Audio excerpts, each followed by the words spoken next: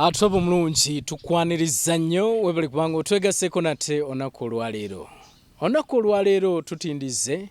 tuli mukono. Tugenda kubanga tuwayamu n'eyali meya w'ekibuga Kampala nga ye Muzeeyi Christopher Jiga gwe tugenda okubanga tuwayamu naye. Okusooka twagala tusooke tumanye obulamu bwe butambudde butya. Mwami Christopher Jiga gwe twogerako yani asooka tuweemu awo ate tujja kujja tubeere nga tutunuulira ekibuga kye yakulembera, yakikulembera atya, ebyayogerwa byali bingi, ageraageranya atya ebiseera bye ate n'ebiseera bino ekibuga nga bwe kikulemberwa. So wali nnyo ngenda kumusaba ababuuzeeko nate tulyoke tweyongereyo. Nsanyusa okulaba meya, omanyi bagamba once a mayor always a mayor. Nsanyusa okulaba bannayuganda abo bambulizeeko.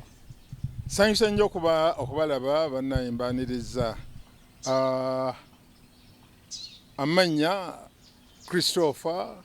Robert Mukasa Jiga. Christopher Robert Mukasa Jiga. Lwaki amanye gange ago gonna ng'ajjayo? Ba Christopher Jiga bangi nnyo. Era nzijukira bwe nalinga n'akafuna obwa meeya waliwo omwami nga bamuyita Christopher Jiga. Yatwala ebintu byange ebyo banna baweereza obubaka obumpe obunjozayoza. N'olwekyo njagala amanya ge gonna gajjayo.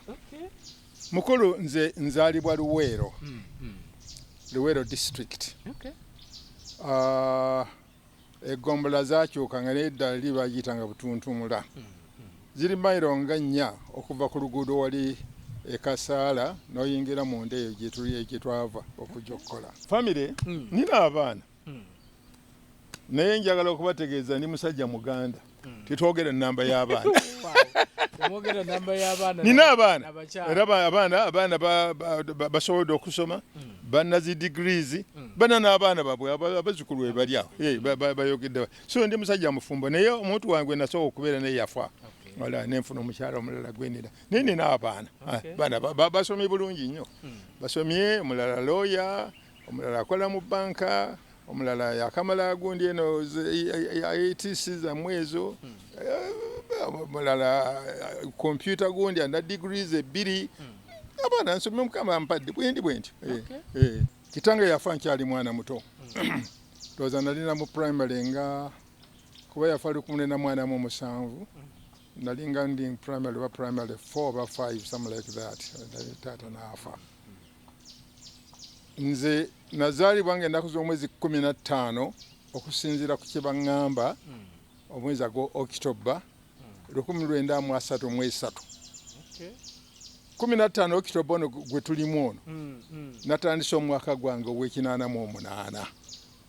myaka 88. Ntandise okutambuza 88 kuba 87 kyaweddeko ntandise okutambuza 88. Nebaza Katonda nti yankumbye okumpa obulamu obwo okutuuka wano. Ewaffe eyo mu kyalo navaayo nenvayo ne kojjange yafa nga bamuyita Susana Kibirige yali musomesa nantwala Entebbe nentandika okusoma. So okusoma otandikira Entebbe? Ginatandikira ddala eyo okuteeka edda nga tuwandikako mayinja gabanga mayinja bwe gati ng'owandiika olaba kutuuka tetwajjanga tujjanga twogera. Kojjanga oyo bagenda ne bamuwa promotion ng'omusomesa ne bamutwala Kavumba eno mu Busiro ng'omukulu w'essomero. Naye nga eri subgrade nga bagiyitanga. Kwegamba nga nali maze okuyita ekibiina ekyokuna naye ate eri nga balina ebibiina 3. Era nzigera bulumbe nagenda Kavumba waliwo obuzibu. Naye waliwo omusomesa omu gwe baali bakaweerezaayo yansomesanga bwati nzekka mu kibiina omu mu kibiina anti kubanga tewaliwo kibiina kyakuna. Ate nze nzize maze okuyita ngenze mu kibiina ekyokuna. Yatandika kunsomesa omwo kutusalo yanfunirako bannanga abalala nga 3 ne tubeera 4 n'atusomesa. Era ne tugenda ensanje twakola primary living yaffe mu kiseera ekyo. Toluvannyuma kojjange era nantwala ensanje eyo nekola primary living. Nesomerayo primary okuva mu primary 4, 5 okutuuka primary 6. Mu kiseera kiri bagiyitanga P6 and so forth. Then oluvannyuma nesobola okujja mu kibuga nenzija nensomerawo Emmengo nga wali ekifo okumpi wena sinavanga Busega nga ntambula wonyo okuva e Busega ku kijjukizo ky'Abakristaayo omanyiwo ngatambuza bigere nojja n'okwatawo n'otula n'otuuka Emmengo nojja n'osoma Mengo Senior Secondary School nje nasomera nzijukira nga navaayo mu 1952 olaba nga tumazeeko edda bagiyitanga junior 1952 netandika okunoonya emirimu nayagala nnyo okweyongerayo okugenda okusoma my first choice zaali Buddo Namiryango nga naye saasobola kufuna kifo ekyo lwa nsonga baŋŋamba nkyajjukira nti zaali empapula bazaali 3 naye okubala nenkufuna makisi zange nenfuna 49 omukulu w'essomero e Buddo naŋŋaana endala zonna 8 and so on and so forth. Ana mwenda awo batoyisi. Ogudde yali ayagala 50%. Oguba munana ndobozi. Naŋŋaana. So mpola mpola nenzijaawo nentandika okusoma naye awo nga tumalako primary y'omukaaga nagezaako okunoonya school fees kubanga maama wange kusinga yateeka amaanyi by'okusoma kwange atalina ssente nensobola okugenda okufuna basale naye ng'ovudde ensangi ozeeye wammwe Eruweero ogenze kugombolola bakuwadde ki naye mbu basale ne bagimpa e Buddo gye nali njagala okugenda oba Nabirawo naye basale tebagiweereza Buddo naye ate nga nze ngenze Emmengo bwe nesanga obuzibu naye mpola mpola oyo mukadde wange yali ensangi yasobola okunnyamba n'amperera okutuusa ku lusale namalako bwe ntandika okukola mu Uganda Bookshop waliyo omwami bwe natusanga ng'ali mu accounts bwe twali tumalirizaawo ekibiina eky'omukaaga senior J3 olwo J3 ebiseera ebyo yali senior 4 baali ki senior 4 kubanga J3 kubanga malanga P6 then junior 1 junior 2 junior 3 ne mumalaawo kati ndowooza nga bagenda beeyongerayo n'okolayo emyaka emirala 4 n'ogenda ku skulu Cambridge ne weeyongerayo nebifaanako bwe bityo anyway naye bwe nafuna basale eyo nafuna obuzibu mu bigambo bya school fees awo emyaka egy'esatu naye basale yange yali ezze kali omukulu w'essomero lusalo yatracinga basale nga bagiweereza e Buddo ate naye nali zino sente zo nagamba sente nezijja naga ziri sente za gavumenti temwana tetujja zikuwa tweyongerayo then bwe ntandika okufuna omulimu awo ekundi e bookshop nentandika mu accounts omanye exams twazimalanga mu mwezi gwa January gwa November ng'obudde bukyali olaba abalalu ne bagenda naye abaaliwo naye omukulu w'essomero najja naga baana baitemanyiwa kyamugenda kubeera n'atandika okusomesa accounts bookkeeping elementary what is a debit what is a credit what is a journal olaba when a picking a profession yeyo olaba bwe kugamba engenda okutuukayo nasingana wali omwami ng'asoma by correspondence newandiisa nentandika okusoma accountants by correspondence nengenda maaso n'okugenda maaso nayo n'ebirala n'okukola ki so obulamu bwange okusinga mpeereza mu bazungu guno gwe mulundi gwange gwensose okubeera mu kampuni oba ekitongole ekirina akakwaso ku gavumenti obudde bwaye bwonna bwonna nali mbazungu kwegamba emabega eri yonna ng'omaze okusoma wakola n'abazungu fine nakola n'abazungu nensoma accountancy by correspondence ACCA ng'asoma by correspondence era nzijukira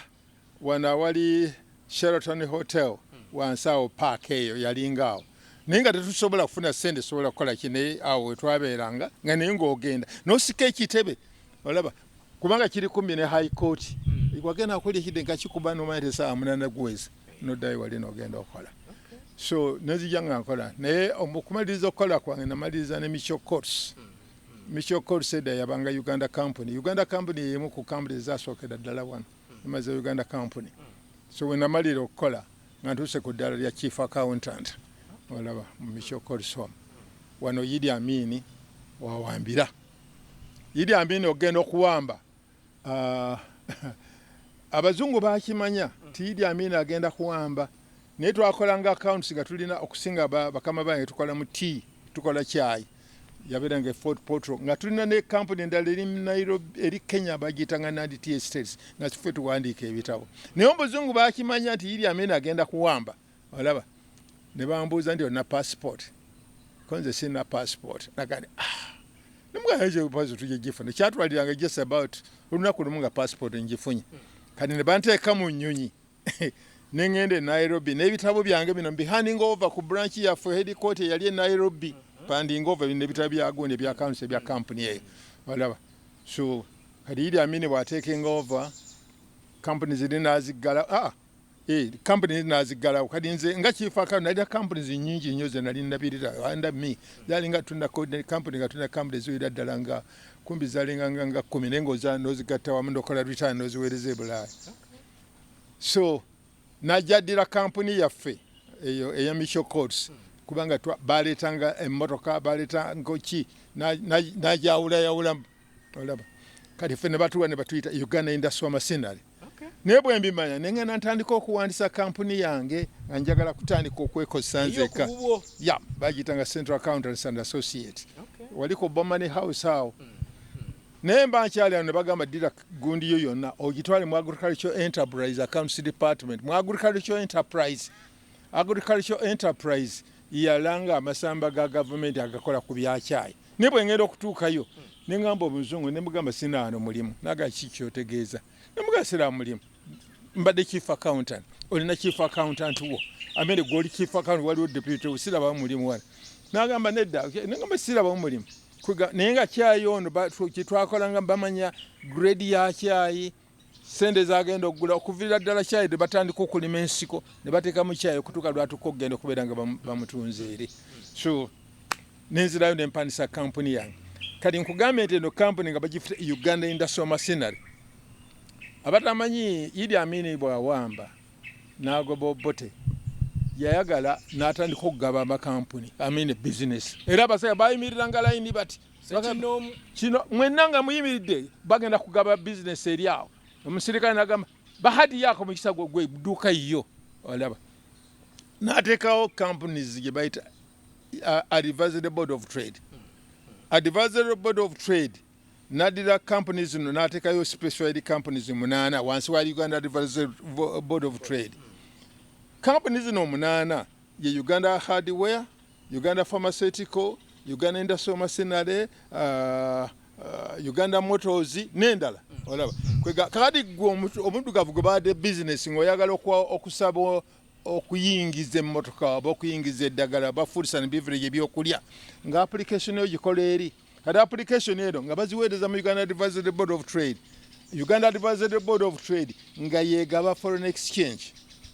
Naye bwe mba nkyali awo ntandise ne bagamba Idi Amin bw'anaamanya ojja kufa. Kati kampuni yange nenjireka nenzirayo nentandika okukola wali nenzirayo kuba chief account mu Uganda Industrial Machinery. Era mukama wange bamuyitanga Makubya yali omukulu ono yakafa medical gwa wa Human Rights Commission ola medical gwa yali Makubya nga tulina yentukola abweti. Naye ab'omulembe guno mbasaasira kuba nti mulina comparison mulina emyaka gino 30 egya MUSEVENI gyabadde mugyejoka gyoto naye ntunulire magambo emyaka gyange egyo okuva eri ensitulire olukiiko entalo ezabaawo engeri ebyali kingambiraba olaba. Naye nga kwegamba nga balinda board of directors nga Idi Amin alonda ba board of directors zino 8 preferred companies. Kyenzukira olumu mukama waffe oyo yali chairman yali musajja erinnya sikyanza kulijjukira naye nga onokola budget as chief accountant negenda mu board negenda mu Uganda Advisory Board of Trade bagikakase oba minister agikakase. Nalinda wabaawo olutalawo minister simulaba naye macho figure nzitaddeyo wayitawo emyezi ena n'alyoka ajja mu board n'abuuza nti budget wagimala negenda nti ye mukama wange n'agamba nti ani yajja approving nemugamba board yajja approving negiweza mu Uganda Advisory Board of Trade n'agamba najjayo etteeka bw'ajjayo etteeka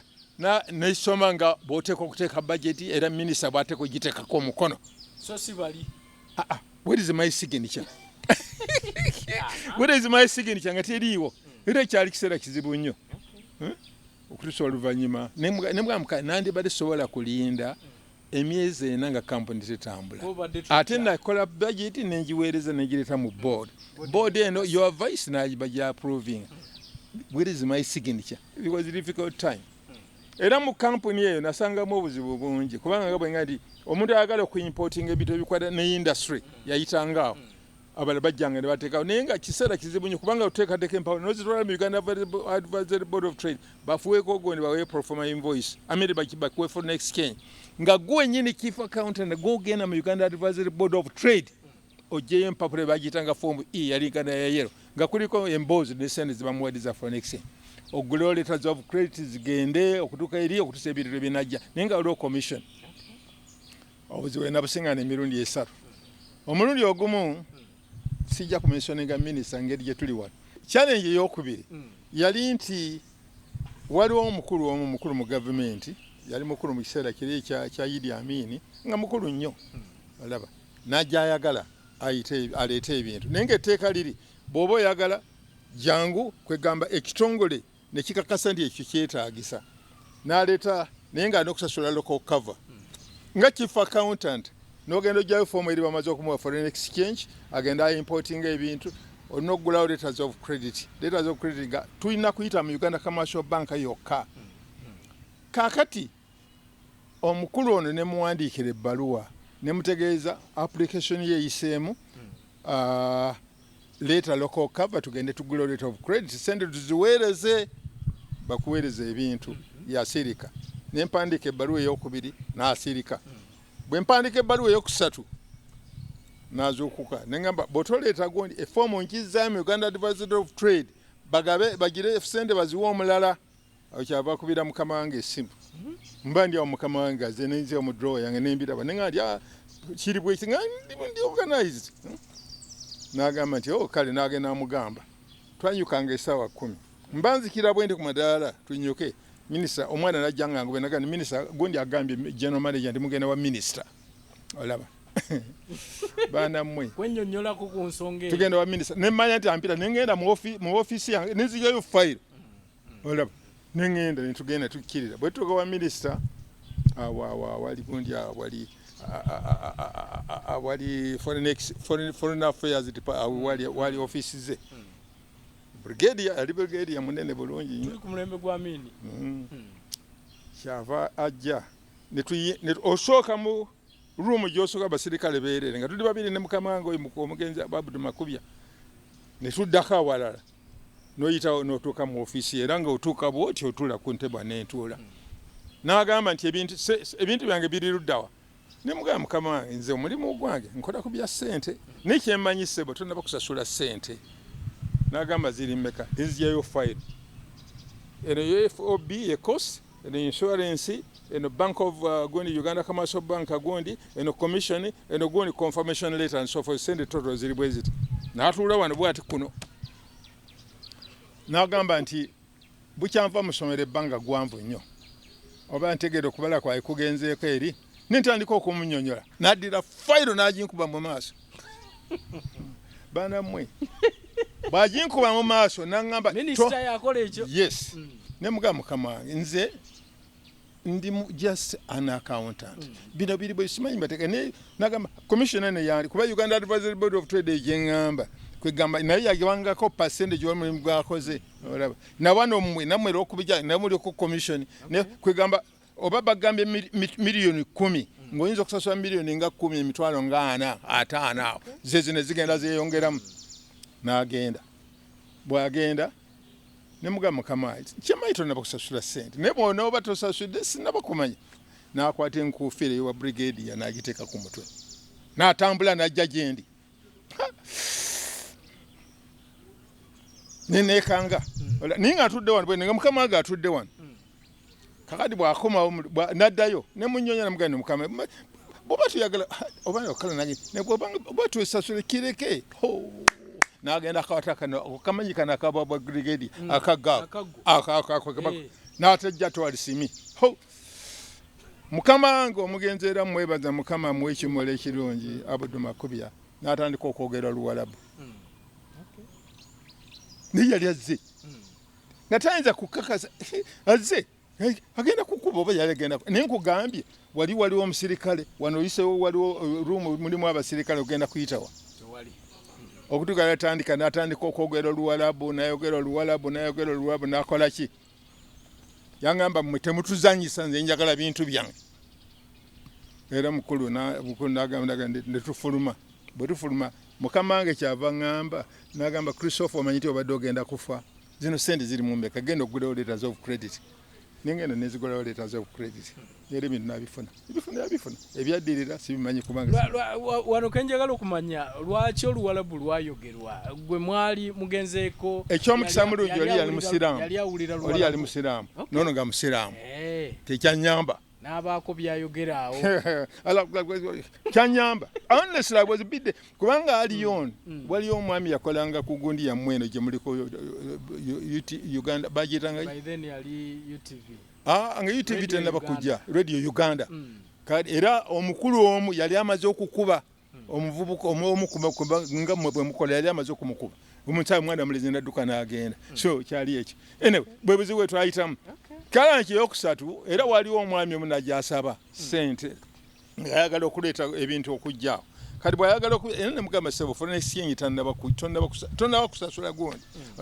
n'abeera eri nayogera byonna byayagala okwogera tuli ku ssimu nemugamba mukama wange ffenna senga tunaggwera eri bwanaani anaabaweereza mwe muli awo mutudde butuuze ffe twagala kuyika banammwe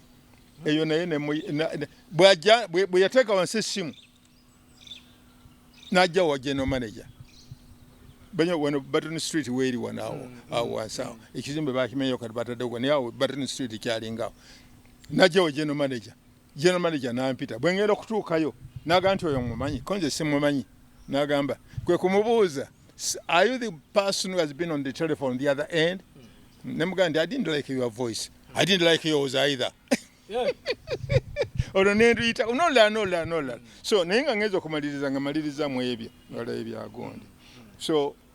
bwegenda gavumenti zigenda zikyuka byagondi yiri amiri agenze obota akomyewo kutusa najja nga nzija naye nga kampuni yange sigitadde era ne kakati nakawumula kati kampuni embadde ngikozesa bwene so bwe bulamu bwange obwo mubimpimpi katono nnyo nga tetunabana kuvaako kuba nkimanyi nti munnayuganda oyo yandiyagadde okumanya nti kati otunuulira otya embeera nga bwe yali mu biseera ebyo ng'okuleeta wano ebintu olina kuyita mu process eyo gy'otugambye n'essaawa eno process eyitwamu ebintu okubanga bijja wano oyinza kwogera ki ku mbeera eyo enjawulo nnene nnyo Jackson enjawulo nnene nnyo era kyensookeddeko naye nga ekyomukisa mubi omulembe guno gwe tuguliko tegulinawo gy'osobola kukola comparison mu kiseera ekyo nga tosobola kufuna sukaali olaba mu kiseera ekyo nga tosobola kufuna mafuta ewange wano olabawo ng'omanyi baleeta amafuta aga petroli ku mmotoka bagaleese bagenda kubeera ga South Street wati Beni Kiwanuka Street kakati n'ozuukuka n'essaawa 10 n'ovuga emmotoka n'ogenda ne mutandika line ogenda okutuukayo olaba oluguudo lugenda Button Street wejoinira ku Beni Kiwanuka Street okwambuka n'otandika naye nga osigala gwolooza nti okedde naye nga badde bagize n'otandika mu line n'ojja ng'ogenda mu line okiraba ogenda mu line mpalampa era ndina enkovu yange wano ndowooza enkovu eri wano ino ogiraba enkovu yaki enkovu endo ogiraba ovudde wano essaawa 10 ogenza olayiniza apo olw'amafuta kati mugenda mujja museetuka ka petrol station ako kalaba ka Shell wano ng'oyambuka gwe bayita gundi Entebbe Road ako ka Shell akali awo ebitaala bwe biri awo waliwo ekigulumu bwe kiti n'okyama wali y'omwami yali wali ng'alinda olaba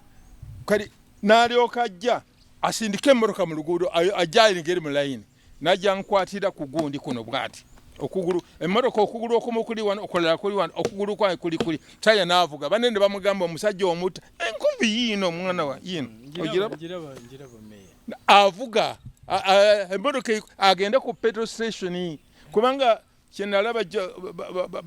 okukolagana kwali kungi nnyo nga ate toyagala okoleza emmotoka nga mujja musindika bannammwe mpolampola wali bakuwayo liita 2 olaba bakuwayo liita 2 nga bujja busindike eyo kati tewaliwo omuntu ayinza amafuta tegaaliwo kati emmotoka nyingi nnyo ziri mu Uganda amafuta goolemwa lwa ssente zo naye lulinga onoonya bunoonya ne bagamba nti emmotoka emmotoka ey'amafuta bagiraba eri naakulabye ne mudduka ne mugenda naakulabye okiraba bw'oba otuuka bw'oti ku pampu emmotoka y'amagye nejja neeyimirira ne bajjuza mufune muli omusajja omubeera wewunya abantu abakedde ku saa 10 oli mu saa 10 ku makya oli mu saa nga 12 ogenda ku 12 lunaku lulamba omusajja anagana amafuta gaweddemu n'okuba mpale noddawo kwegaye comparison eyo kyali kizibu nnyo naye kale emmotoka nnyingi amafuta gyegali nagendako wa mukulu Mugabe yani Zimbabwe ekigambo ky'amafuta kwegamba nga bajjukisa line neva kuno edda kuli banoonya amafuta tebannabagalaba naye wana amafuta gafuna nga bw'oyagala one of the kino ekiriwo ku mulembe guno emmotoka nnyingi tulina ebizibu bingi naye tetubulwanga ku mafuta ga petroli abantu balinywa ne batambulira ebigere ng'obalaba bajja kukola bwe bati omulembe guno oguliwo ku bigambo bya economy abalabye abazze nga bajja nga balaba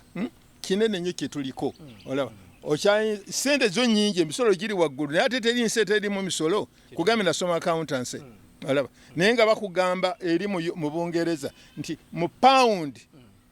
edo yabanga musingi emitwa siringi 2 ezaffe za Uganda naye nga bayinza okulekerako siringi osigaza pensi 5 zokka ziri endala nga bazijjako omusolo bwekyalenga era nagubeera musolo meya ngenda kutuusaawo tutunule ku mbeera bwogeraganya omulembe guno bwe gwali ne guno ekirala kutambula ku luguudo nga tosobola otegeeza nga tosobola kutambula mirembe nga kali bw'otambula n'ove mukono n'otuuka e Kampala bw'otambula omusajja ayinza okugamba nti njagala ssente nga tutambula ne ssente wano olaba wano yeku ku road block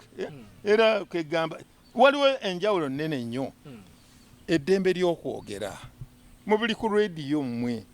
naye olinga tosobola kudda ku rediyo n'oyogera ebiseera ebyo nga meya emirimu gyatambula gitya gyali myangu oba gyalimu obuzibu okuyingira mu Kampala City Council nga mukulu Museveni yakamala okutwala obukulembeze ne bajja ne batugamba bannaffe nogandi abayi tukulabamu obukulembeze jangu omusajja agaye mujje mwerondere erosiza mwekundi ekyo walaba okutuuka lwe nagenda netugenda ne batusomesa buno gundi egira kyemundu bagikwata batya bikola bifanako bita mukyaka ntanana kutuuka naye twali wali nsambyawo ku primary school yali ekyakazora eyasooka okubeera special district administrator n'omugenzi Kategaya winjikira bulungi nnyo twalina wiiki namba gundi kyali kitya engeri olutalo gye baalimu mu nsiko nebifaanako bitya ne batusomesa RC ezo bwe zifaanirwa bwe tutya kati oluvannyuma mukulu Kategaya najja okuggalawo kati bwajja okuggalawo nagandi bannaye Oluganda sirumanyi bulungi naye bannaye yigakyusa nenkyusa olaba kati bannaye ne banjagala netugenda gandi mwerondemu kati mwerondemu mutandiko tuvude ku LC1 eri ku kyalo nali eri Makindi eri parent wanajja luvannyuma naye eri Makindi werondemu LC1 RC1 nga mugenda mwenda so nembeera chairman we Makindi netugenda ku City Hall bwe tutuuka ku City Hall netugenda mukulu ziri twawula ye naava mu Central kati bwe tukaali netwerondamu olukiiko olw'ababaka executive ey'omwenda wala kati nze ne bannonda nembeera nga ndi chairman wa finance wala mu City Hall ntandika awo mwami ziri twawula netumulonda okubeera chairman waffe owa kwegamba meya wala wairinya teryavuga nga nnyo erya meya mu kiseera ekyo obudde otwalina abantu bangi mukyala Matembe yaliyo oba omujjukira omugenzi omulamuzi Mulenga yaliyo omukulu Byuma yaliyo omuprofesa Byalugabe Makerere baliyo nga tulina olukiiko olwali lunene nnyo kati ne tubeerayo omwaka gumu gwokka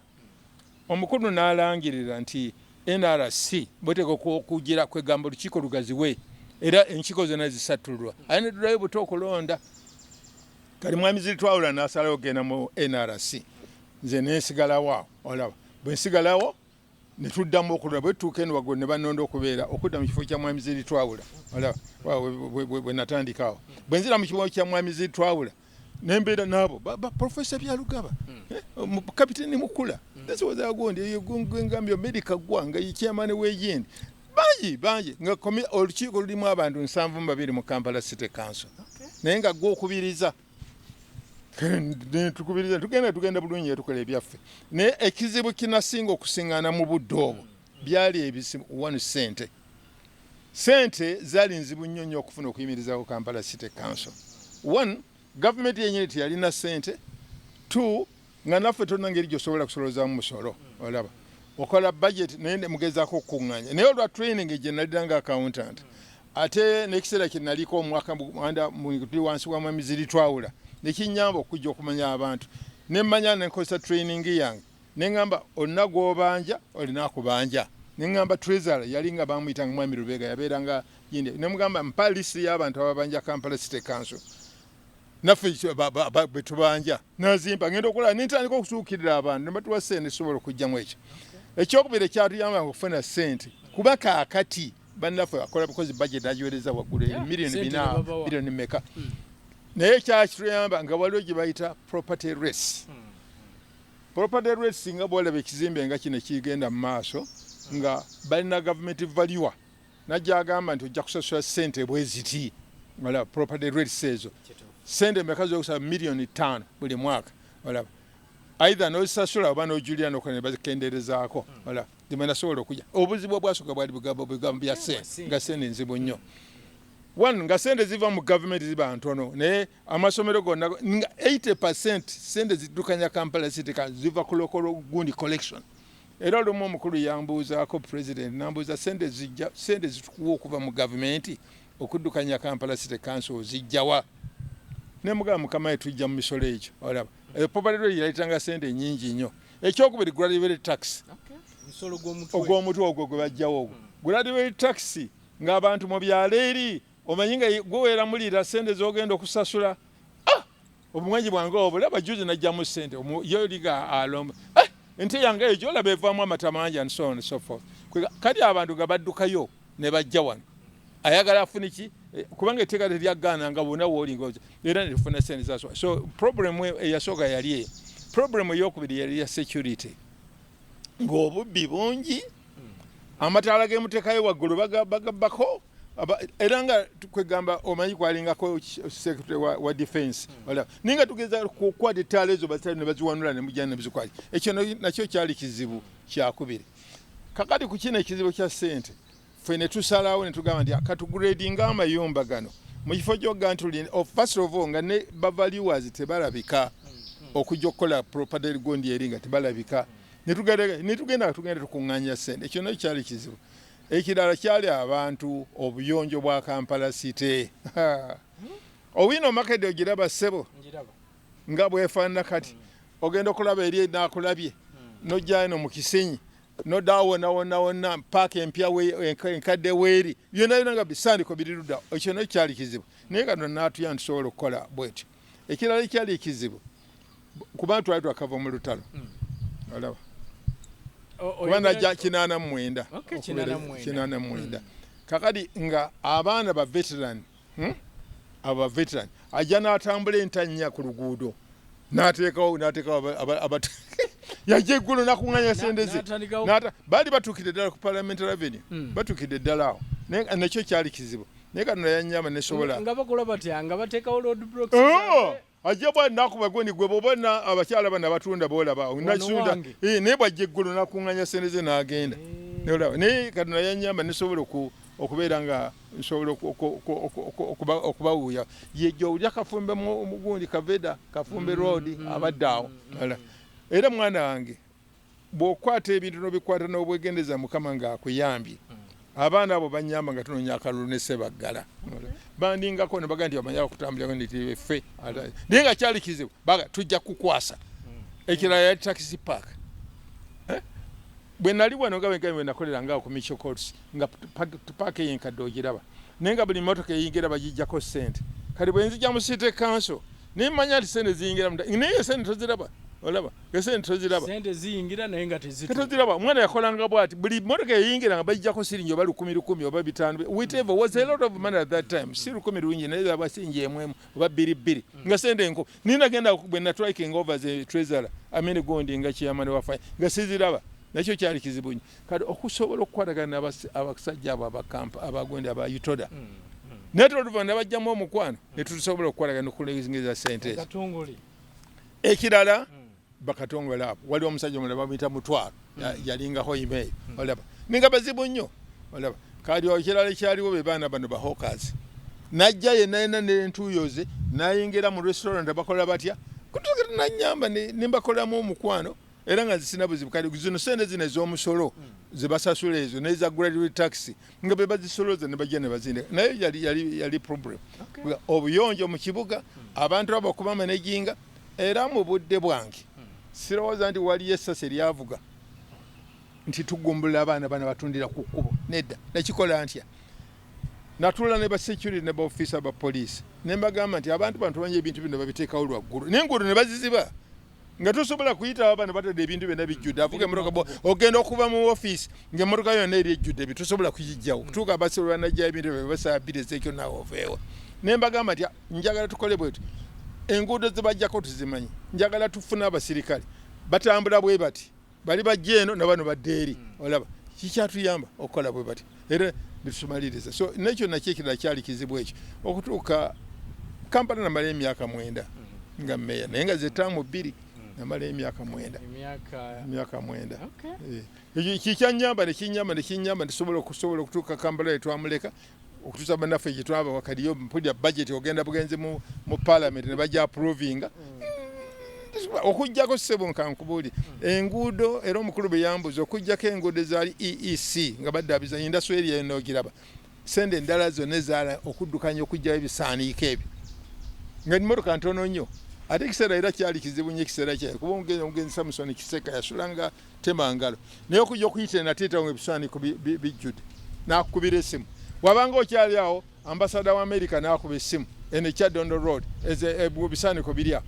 ekiseera kyali naye Mukama yatuyamba tusobola okukola ekikulu ekyaliwo nakolagana ntya ne technical staff mbadde njagala kujja kumanya okuba embiranyi kati eriwo gy'owulira okusinga nkolagana wakati wa technical ne political wing kyesimanyi gwe wakikola otya obutabanga bwe kiri kati bwe nzija kuba meya olukiiko lwaffe olw'abantu 72 ebintu byali bipya nze nkugamba gasiberangako mu gavumenti simanyi gavumenti bwerwaninga bintu nengenda omukulu Kanro Kizza Besigye yali national political commissioner ne mugamba janzigulirewo olukiiko olwo era ndajja kubanga mugasi ebya gavumenti sibimanyi nnyo sigoda ki era nakkiriza najja giggulawo mu bigambo byeyaŋŋamba ebyanyamba okulwanika Kampala City Council n'okukolagana ne technical staff kyali kigambo kimu n'agamba mayor what does it cost you if you want something to go to town clerk Mr. Tando, what does it cost you? Why don't you come down to mayor and mmaliriza? Mwami Kizza Besigye, Kono Kizza Besigye retire. Ebigambo yampa. Era kikwetagisa kyo genda ewa town clerk. Bw'obona kyewetaaga town clerk lwaki tojja wansi. Nojja wa mayor ne mwogera. Oba mayor bw'obona era nekikolanga n'okwata essimu n'okikuba n'oteekako ekkooti yo n'oyambuka. Nakikola emirundi ng'esatu. Town clerk yaliwo lanaga ndi mukulu kanzige kyanyamba. N'ekirala mu council muno twalinanga committee nga tukolera mu committee zino ng'ogezaako nnyo okuinvolvinga n'okubuuza amagezi gagenda katya kino kiri kitya nga towakanya nnyo kya technical staff kyakugambye naye wabula kozesa amagezi go ne training yo gy'olina lwaki kyandibadde bwe kiti gamba nga checks nagenda nga ne bampa checks basayinize checks nga ziwezaamu almost $1 billion shilling naye nabasaba njagala okumanya bank accounts ziri luddawa ogenda okutunula nengamba njagala return era bunaku nga bampa return erieta kumakya treasurer nga mpa return nemugana ye lwaki okoze check n'okikola ku account omutali tokola ku kino wala okutuuka kyanyamba wala tusobola okutereza emintu ezimu check ntuzigana ne batuwaabira owa minister tibano beyingiza mu bikuddukanya bya sente bya council netunyonyola musaya n'akiraba era checks ezimu imagine okola check eziweza 1 billion nga mu banka muliyo million 7 olaba naye wano kyawanga omwana omukisono n'amanya kisubi akapapala ko kayiseemu eyo kwegamba kyatusobola naye kakati nensobola okukolagana ne town clerk nakyo